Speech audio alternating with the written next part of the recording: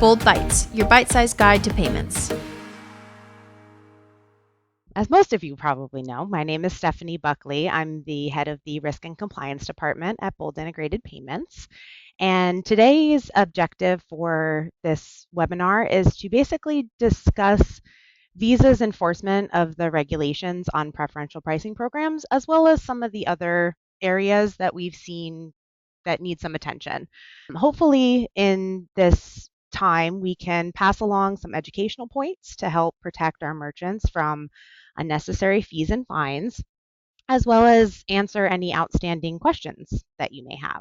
So as I was getting this presentation started, I thought to myself, I've had a lot of conversations about compliance and Visa's recent violation push, and I went through every question and every conversation, and I said, is there anything that I want to make sure everybody is aware of and everybody really understands moving forward? And in each conversation, there was one word that stood out every single time. And it's the one that I feel best describes the industry as a whole. And that word is going to be dynamic. So over the decades of payment processing, we've seen changes happen. Basically, a trend starts and it is the industry's way of shifting and working to either accommodate the good trends that are coming up or help prevent the bad trends that are showing their face. And we've seen it all the time. I mean, only 20 to 30 years ago, cash and checks were the primary source of payment. And as time has gone on, credit and debit cards have become highly more prevalent.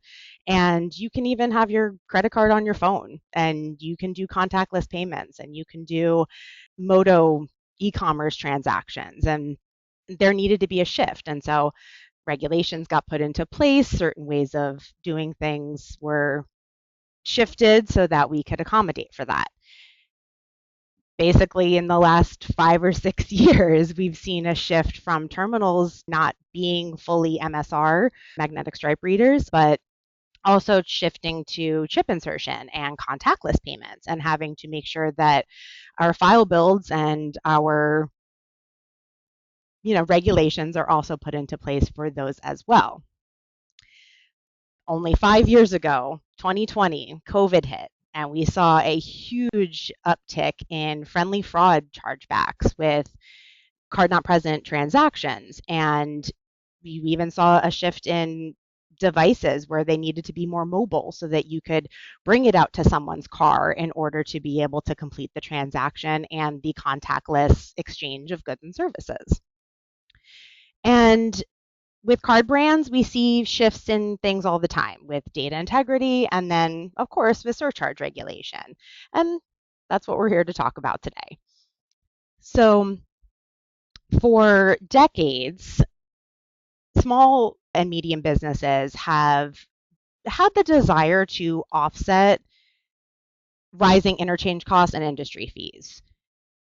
But with each conversation with merchants, there's been a significant trend in how they take that information, on how they're able to move forward with us and with an ever dynamic, ever changing industry. And you'll see resistance in them about having to raise their prices or, concern about the competitive pricing of other merchants within their industry. And you notice the educational gaps and the apprehension because of the fear of the unknown.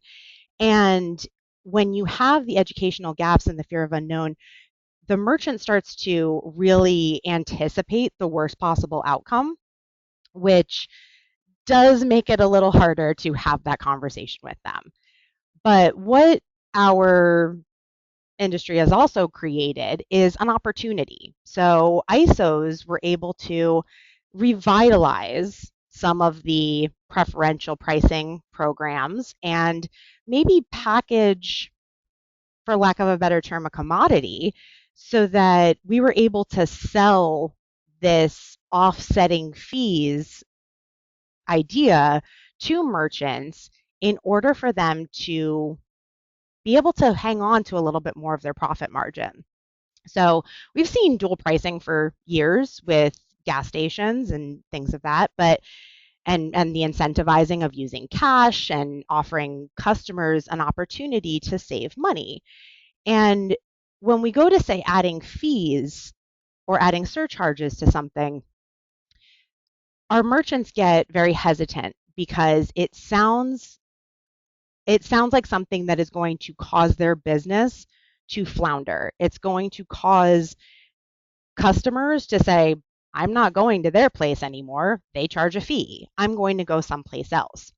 And so we started manipulating the way of being able to have that conversation and say, hey, look, at the end of the month, you're still going to get charged these interchange costs and these industry fees, and it's going to be $500 regardless.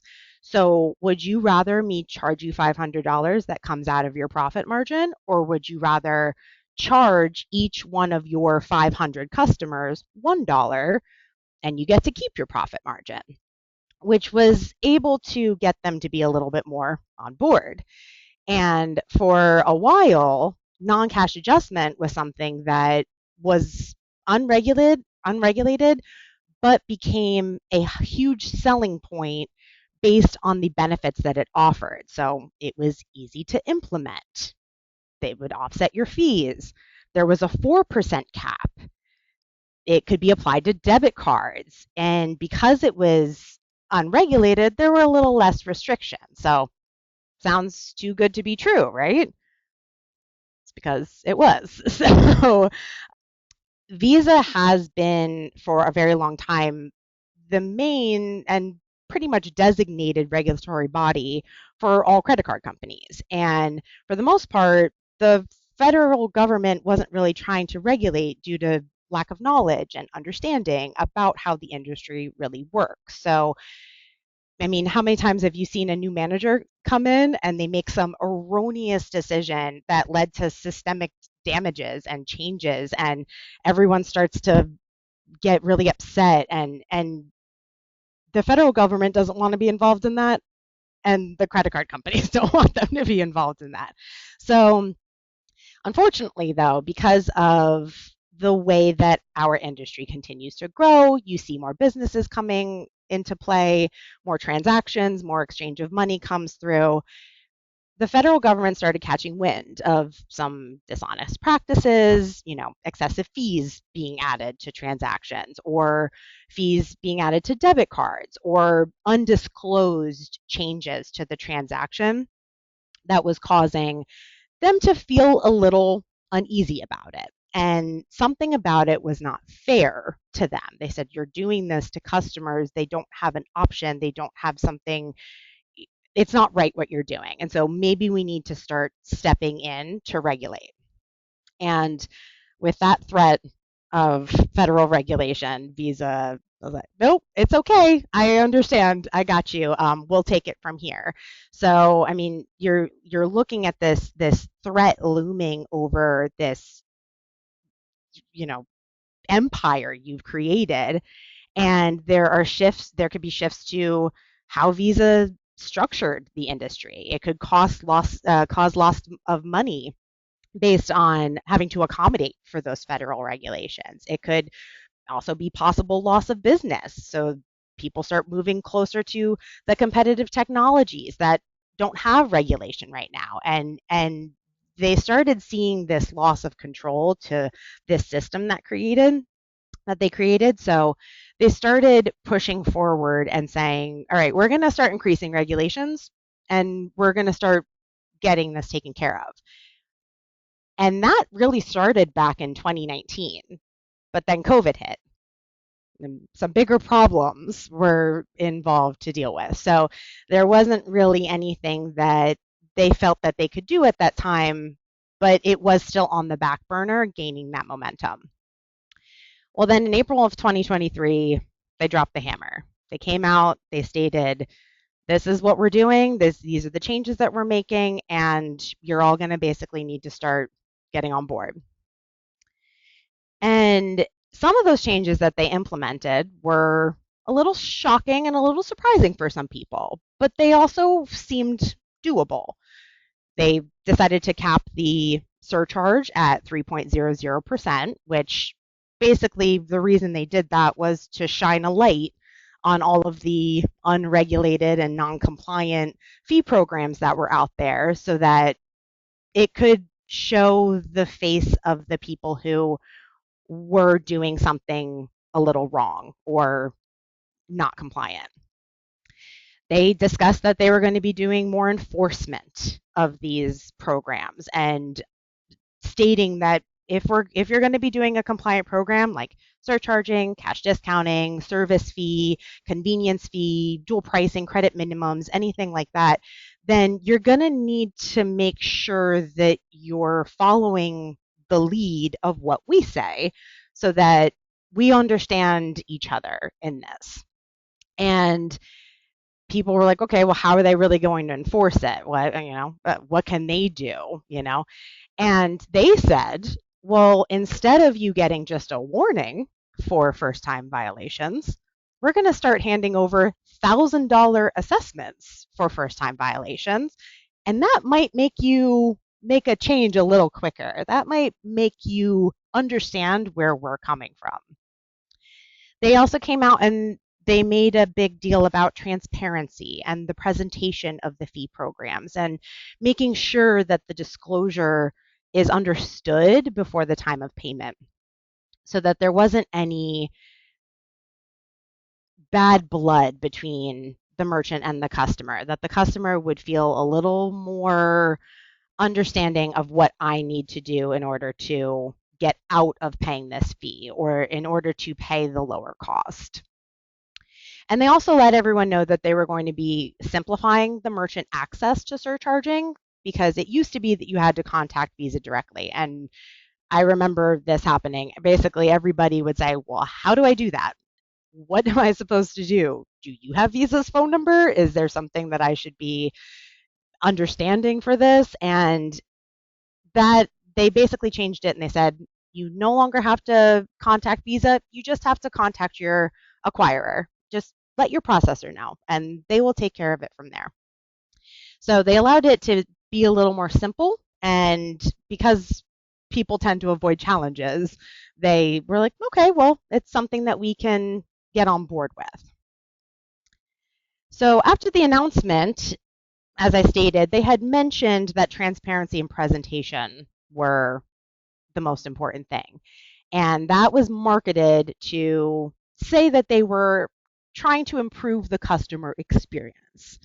And honestly, for all of you ISOs, for anybody who's trying to sell one of these programs to your merchants, that is the thought process that should be your guide.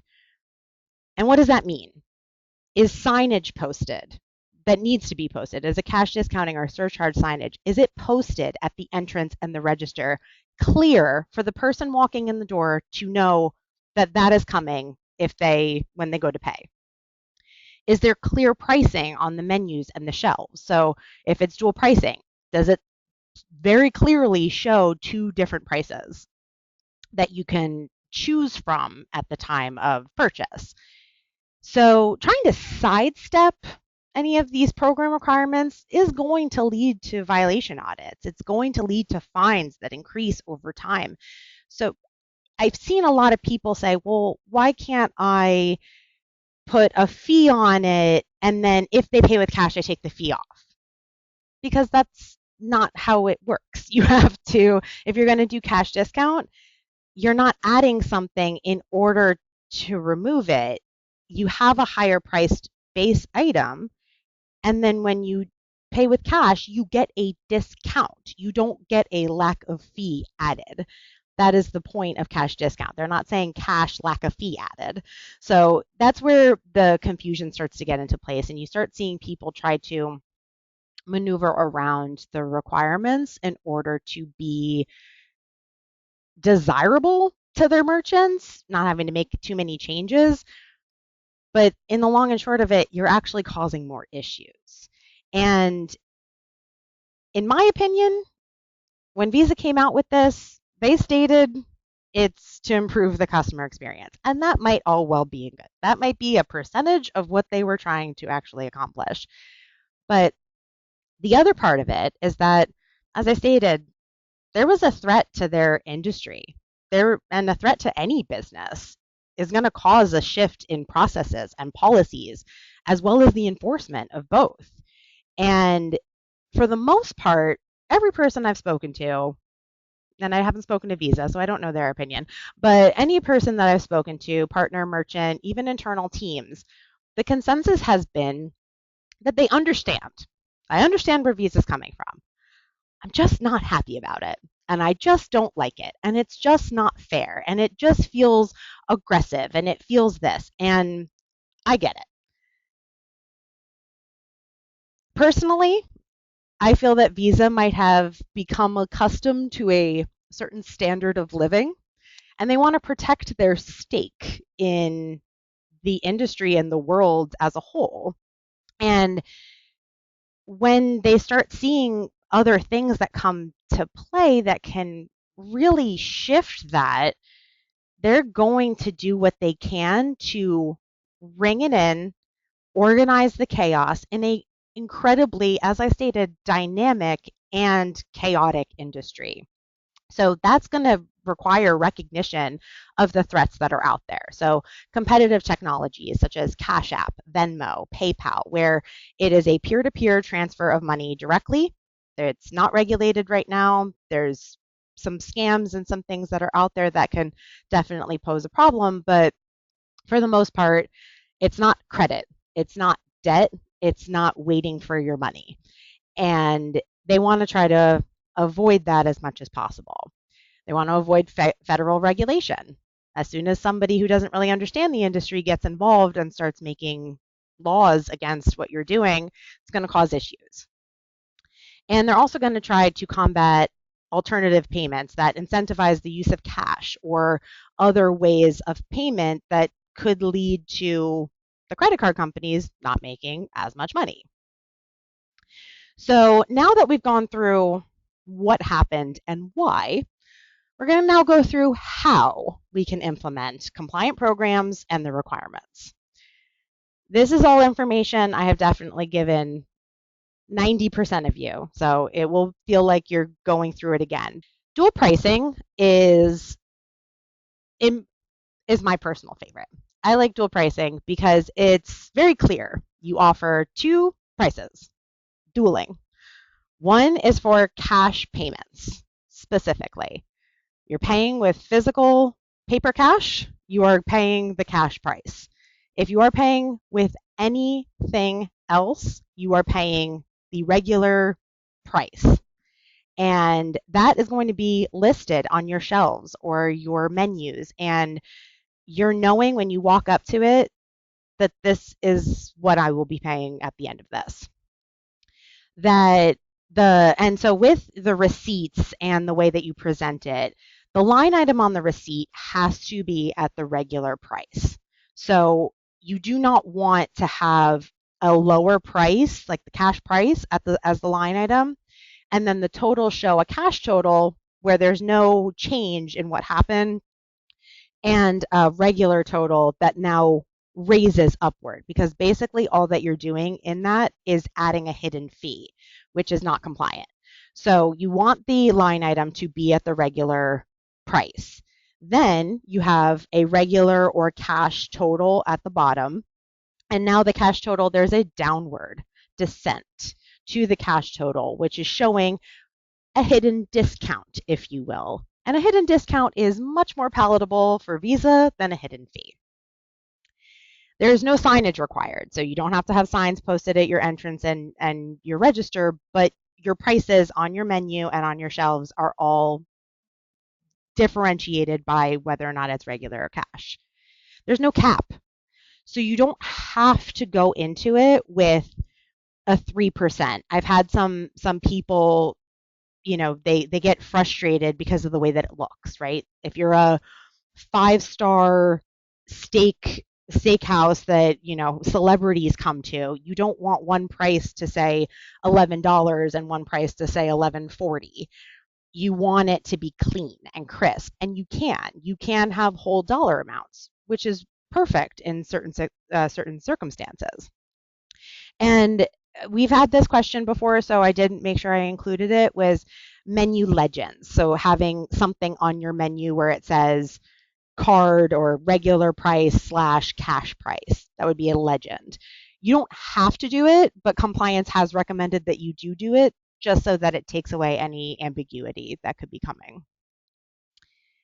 These are some examples. I chose one that is a shelf item and the receipt progression, and one that is a menu item. So on the left side, you'll see the shelf item and the receipts. So you see the label at the top for the Lance sandwich crackers. You see a regular price of $1.09 and a cash price of 99¢. The left receipt is the card payment. And as you see, I have underlined it at the bottom, debit. It can be done on debit cards because it's anything that's not cash. So you can have your debit fees taken care of by doing dual pricing because it's part of the not cash area.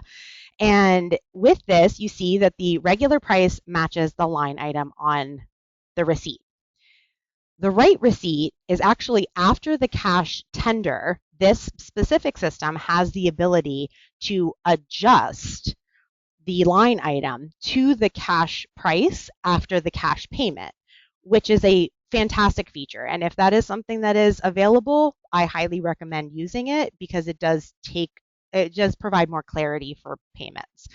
It's not available on everything. So if you can't do it, that's fine as well.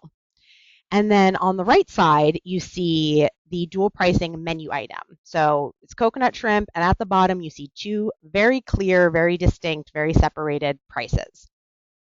When you get the receipt, the left receipt, again, the line item still shows as $15.58. And in the middle or toward the bottom, you'll see that there are two totals, a cash total and a non-cash total. And the non-cash total matches the progression of the line item plus the tax to the non-cash total. There's no upward movement. It is the exact same progression. And then with the cash total, there's a decline. There is a hidden discount that brings you to the $16.29 total. The right receipt is a cash payment. So this is after a cash payment, and as you see, they paid with cash, so the cash total is what was tendered, $16.29, which is wonderful. Something that comes up a lot is that, well, what's the difference between dual pricing and cash discount? They sound exactly the same, and you are not totally wrong. Cash discount and dual pricing programs are very similar in terms of how they function. It's the presentation of how the program is that's how the program is differentiated and determined whether or not it's compliant. So with dual pricing, you have two prices on the menu, dual pricing. With cash discounting, you're going to have the regular price on your menu. So that's something where we've seen if anybody was once doing a non-compliant non-cash adjustment and they're shifting to cash discount, they're not enjoying the fact that they now have to raise their prices in order to lower it for the cash discount. They're not a huge fan of that. But this is how it's going to be presented if this is the functionality that you have available and the way that you want to present it. So you have regular prices on the menu or shelved items. Then the line item on the receipt is going to be, again, the regular price. Nothing has changed. There's no fee added in order to be removed. The discount presentation I have actually seen with this large push of violations recently. I have seen two different ways that it can be presented based on the functionality, and both have been approved by Visa. So unless they come back one day and say that it's not available, this is something that you can do. For the most part, you'll have a cash discount line item. So you'll see a physical deduction coming from the subtotal to the new total that would be cash tendered. Other ways you can do it is also having that regular total, cash total at the bottom. And again, because it's a regular price on the line item, the cash total would be less.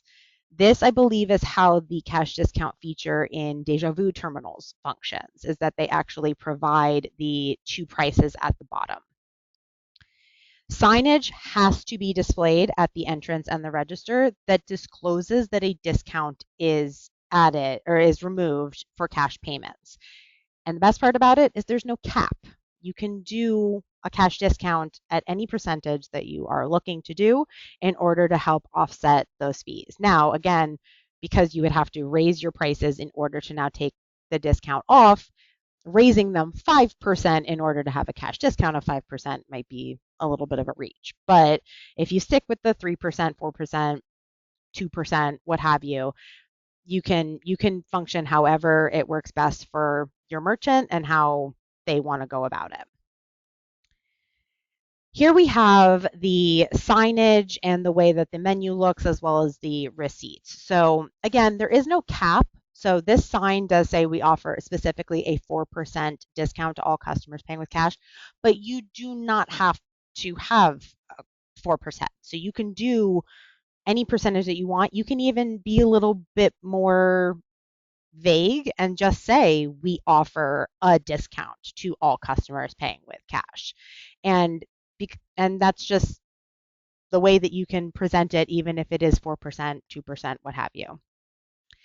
The menu item for the loaded cheese fries that you see at the top is at $8.26, and then both receipts show the $8.26 line item for the loaded cheese fries. On the left is a guest check, so you see that there is no progression from, or no upward projection or downward from the line item to the total. It is exactly what you think you're going to be paying. With the cash discount receipt on the right for the cash tender, there is a line item that says cash discount, and you see 33 cents being removed, which is providing you a smaller total. So this is one of the ways that you can do it. And again, like I said, you could also have it where there's two totals at the bottom. Those are two different ways that you could present it. The next one, and I can hear villain music starting in the background, is by far the most regulated, hardest to implement, my least favorite. I will not be shy about how much I do not like a surcharge program. And I don't have a lot of complaints about this industry, but I have beef with surcharging. So we're going to go ahead and get started. And just so you know, there are 2 slides of restrictions and regulations that go along with surcharging. So buckle up. With surcharging, it is allowed to be on credit transactions only, not on debit transactions, which does require a bin lookup. And unfortunately, not a lot of terminals and not a lot of POS systems actually have a bin lookup. I do know that the PAX terminals that do have the compliant surcharge and the Deja Vu terminals, they do have bin lookup, which is great. But sometimes it's semi-integrated the way that the POS is set up with it. The POS, you have to either press credit or debit, and then that has to send it. And basically, if a Visa debit card is ran as credit and a surcharge is added, you're more than likely going to get a call from Visa because it is debit and therefore it should not have a surcharge added to it. There is a 3.00% cap. Another wonderful thing that's come in the last few months is that if it's at 3.01%, Visa's calling. So this also requires your terminal to round the basis points down. And that's not available on all terminals. And that's not something, that's a logic you're going to have to build in if it's a proprietary POS system. And that does cause issues because, again, transactions that are very small, anything under $5, is going to, a basis point rounding up is going to increase that percentage well above 3.00. It requires the cash prices to be on the menu or the shelved labels. The line item on the receipt has to be at the cash price. And then there has to be a specific line item that says surcharge. Surcharge fee, surcharge, what have you. There are the signage has to be posted at the register and the entrance, stating that if you pay with card or credit card, that the surcharge is going to be added, and it has to say is applied to credit transactions only, not debit. There's also disclosure requirements. There are specific font sizes and ways that the font needs to interact with the other fonts that are around it. Like I said, very, very, very prohibited or restrictive, I should say. You also have to worry about state and local laws, making sure that those are followed as well. There are state restrictions. These are some that are right now, which is that Colorado has a 2.00% cap, and again, cannot raise above that 0.00. And it is actually prohibit to surcharge any transaction in Massachusetts, Connecticut, Maine, or Oklahoma. Dual pricing and cash discounting are 100% fine in those states, just not surcharging. It's required that you are registered with the processor 30 days before beginning to surcharge. So if you are boarding somebody and you're trying to get them to go live within a week, you can't get them to start surcharging for another 3 weeks. And that is an issue amongst people coming on board with a surcharge program. And you also have to have the ability to have the customer has the option to opt out. So if a surcharge goes to be added, they have the right or the ability to say, I don't want to pay for this. I'm going to go someplace else and maybe pay with debit card, or I'm going to pay with cash or what have you. But they do need to have that option. Here I have signage and a receipt example. So signage, again, posted at the front door says 3% surcharge is applied to credit transactions only, not debit. And then on the right, you see a receipt. So this is going to be my go-to cost or price that I would give to any partner trying to determine whether or not their system rounds the basis points down. $7.50, because 3% of 750 is 0.225. If it does round down, you're going to get a 22-cent surcharge added. If it goes to 23 cents, you've breached the 3% and you are officially not compliant. This is a receipt from a Deja Vu terminal. As of right now, Deja Vu does have the bin lookup and a cap that can be set that will allow the basis points to be round down. PAX has the bin lookup, but they have not been able to implement the rounding feature yet. As of June 2025, they did not have that capability, but I have been in conversation with them, and that is something that they are working on. So hopefully it does come soon. All right, so this next program, this is not something that is specifically stated within the visa rules and regulations as a compliant program. It's not something that they have a section set out for that you have to follow, but we have gotten confirmation from compliance and visa that adding a fee to all tender types, cash, check, EBT, debit, credit, doesn't matter, because it's non-discriminatory, it is accepted and it is considered compliant by visa. You could even call it, we call it an order processing fee when I discuss it with partners and merchants, but you can even call it an inflation fee. You can call it, I want you to pay my fees fee. You could, but it has to be something that is attached to every single tender type. And you would only have one price on the menu. So it doesn't matter if it's the regular or the cash price, it doesn't matter. It's a price on the menu, and then a fee is going to be added to every single transaction that walks through the door. There has to be a specific order processing line item on the receipt as well. And again, signage does need to be displayed at the entrance and register that states we add a percentage order processing fee to all transactions. This is an example of a sign that I do hand out to some of our partners that they can kind of pass along the message to merchants, which is due to rising costs of goods, we add a 3.5% order processing fee to all transactions. It's simple and to the point. Inflation's high. The economy is constantly changing. What do we do to offset these costs? I'm really sorry, but we need to make an adjustment to the way that we function. And then on the right, you do see a receipt example. So Luckily, in this example, they did have a disclosure at the bottom of the receipt that states what OPF means, which is a great thing to do. I would not, if you don't have that disclosure, I would not name your fee OPF, but I would want to make sure that they right there see, hey, 3.95% order processing fee or OPF will be applied to all forms of payment, and then you have the line item available. All right, this is worth mentioning.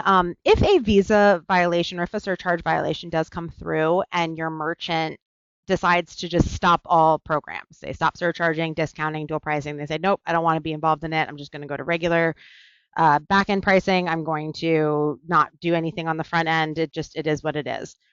If there is a violation inquiry already open and it's already happening, you do still need to provide proof of compliance.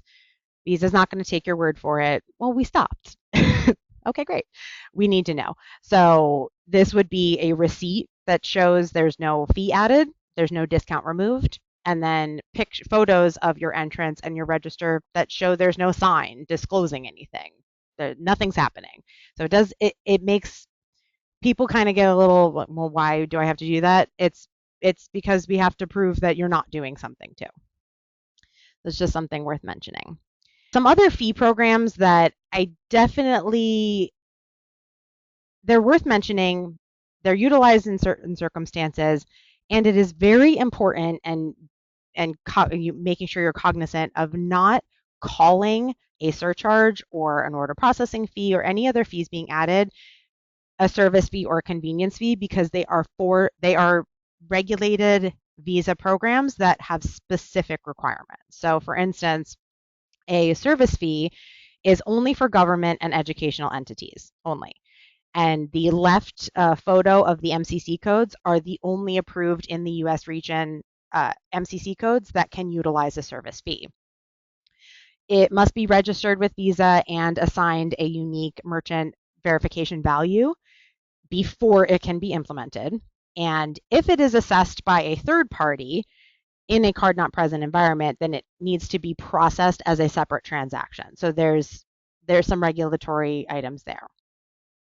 A convenience fee is going to be when there is an alternate form of payment available to opposed to the primary form of payment. So it's usually for card not present environments. My perfect example of when somebody would utilize something like this is for a movie theater.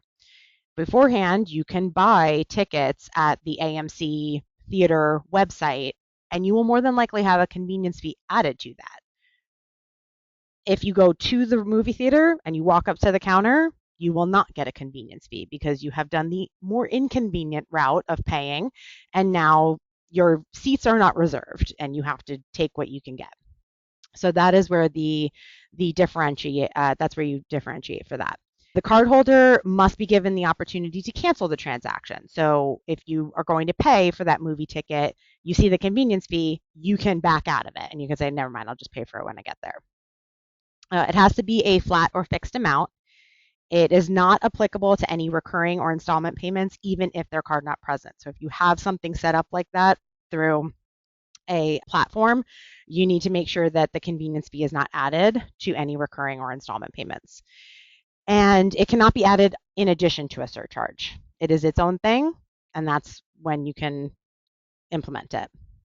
Something else that is, again, worth mentioning, just to make you aware of it, if you process if merchants in your portfolio process within different processors, they have different requirements when it comes to surcharge violations. The actual Visa rules that I've gone over and the requirements for each setup are going to be the same throughout the processors because that is coming from Visa.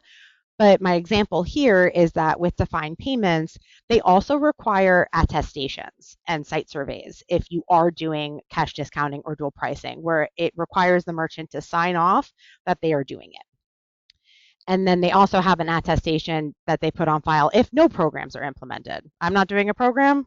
I am attesting to that. Please leave me alone. So that's something to keep you aware. And the final part of the compliance push that we saw most recently and the enforcement was the imposing a minimum on debit cards. You are allowed to impose a minimum on credit cards. You 100% cannot impose a minimum on debit cards. They can pay 25 cents if they want to. There is absolutely nothing you can do on that part. With credit minimums, you do have to follow a couple of guidelines. It can't exceed $10. So you can do anything between $1 and $10.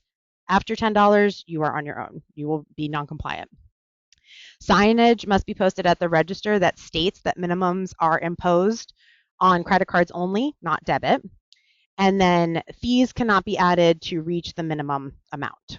That's what we do there. We'll move over to Q&A and I can answer some of the questions that I have seen come through. All right, what are your thoughts on surcharge and states that it's banned like New York? Being in New Jersey, that's a concern, and our states are unique in that they follow each other because of the cross business and workers. That is definitely a concern. I would say that because they are so close, being from New Jersey as well, I got you, because they are very close, and you even see some where there are businesses that are on the New Jersey side and they have a location in the New York side. I would say that you can offer a surcharge. You can have them have that conversation. It might be a better idea to try to find one of the different programs and see if any one of those would help your merchants offset their prices.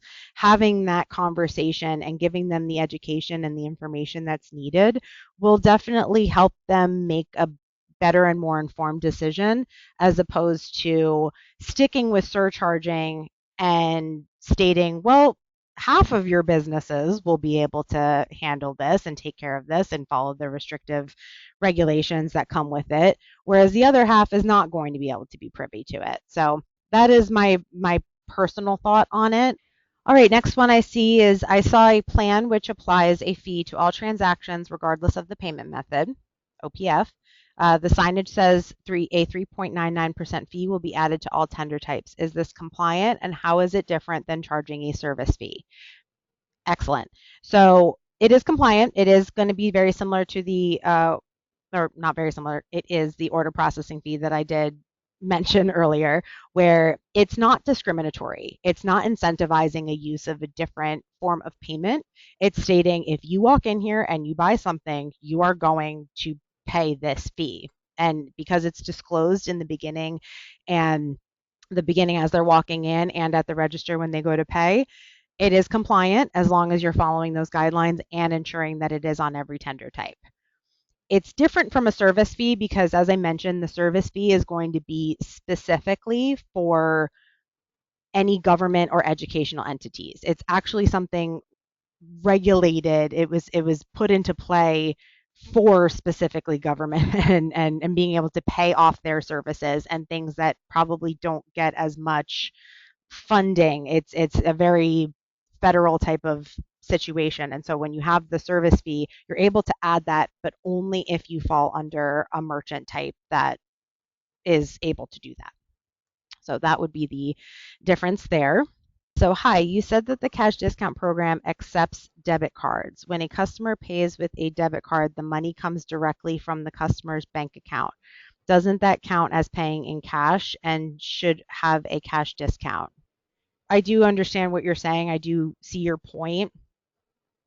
With cash discounting and dual pricing, it's about what you're specifically paying with material wise.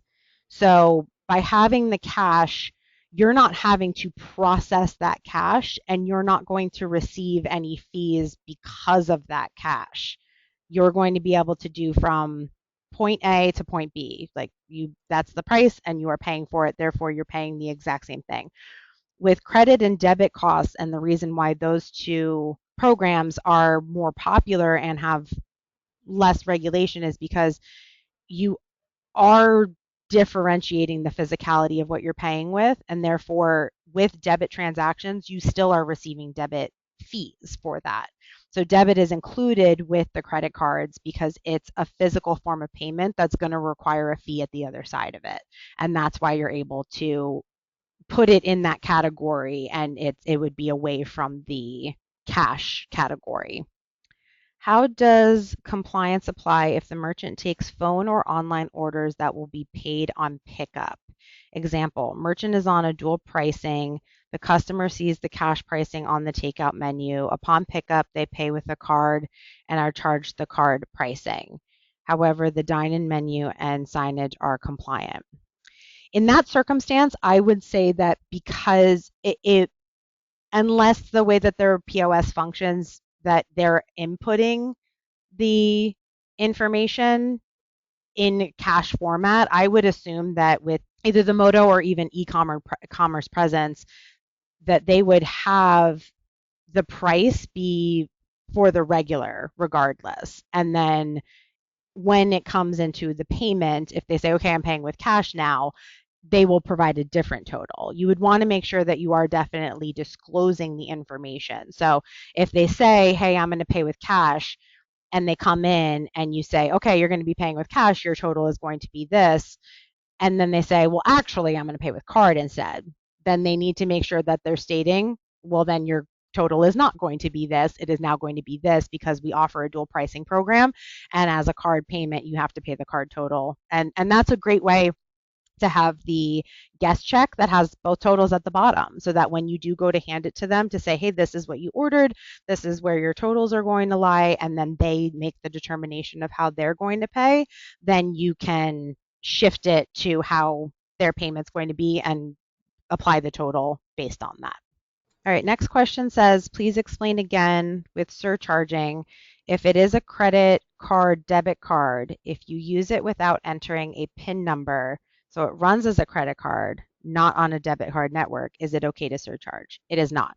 If the card comes through, if the card is a debit card that you run as credit, when you see, when the receipt actually picks up what kind of card it is going to pick it up as a debit card because of the bin that comes along with it. So it is going to be a debit card, and it might not run on the debit card network, but it is still considered a debit card. So adding a surcharge to that would be not compliant. You would need to have it specifically be a credit card. And if they don't have a debit card and there's like, oh, we'll just, or they have, and they say, oh, just run it as credit or what have you. That's the whole reason why I don't like surcharging is that you can have everything set up for success. You can have the signs posted perfectly. You can have even the rounding up feature on your terminal. You can have all of that, or rounding down feature on your terminal. But if you have a surcharge added to a debit card, that is most of the violations that come through is you are surcharging on a debit card and you are in violation of doing that. 95% of the surcharge violation notifications that I receive and send out to merchants and partners say specifically that. So that is definitely something that you want to avoid and make sure that you are not doing under any circumstances. Does cash discount have to be applied to EBT? No. So again, with cash discount and dual pricing, with if you're paying physical cash, dollar bills, that is what is considered cash under those programs. And anything else is going to fall under the other pricing, the regular pricing sector. So that is something the great question. Um, If a merchant is on a true compliant dual pricing program showing both cash and card prices, how can the merchant help deter a cardholder inaccurately complaining they are not allowed to charge a higher price when paying by a debit card? In other words, what is the best way for merchants to let the debit card holder know that they are not surcharging and that the rule only applies to surcharging? The best way, my my core is saying education. There's always going to be pushback. Always. That's what my day to day is somebody pushing back and saying that it's not okay, it's not right, you can't do that, it's illegal, visas frauds, you're trying to take all my money and go to an island and take a long vacation. The best way that they can say is, they can even have a frequently asked questions sheet if they wanted to that has information about surcharging and dual pricing and provide that information that dual pricing is based on cash and regular prices. And if you're going to pay with cash specifically, again, the physicality of what you're paying with, you're going to pay with cash, you're going to get the cash price. If you're paying with anything else, you're going to get the regular price. And just making sure that they're very insistent and that they don't waver, because that is something that I've also seen with partners where they've gotten kind of merchant pushback because maybe a customer pushed back, and everybody wants to avoid conflict. So as soon as the customer says, well, I don't want to pay the regular price because it's higher than the cash price, they go to make that lean back and they say, okay, well then, you know what, you don't have to pay the regular price, you can pay the cash price. And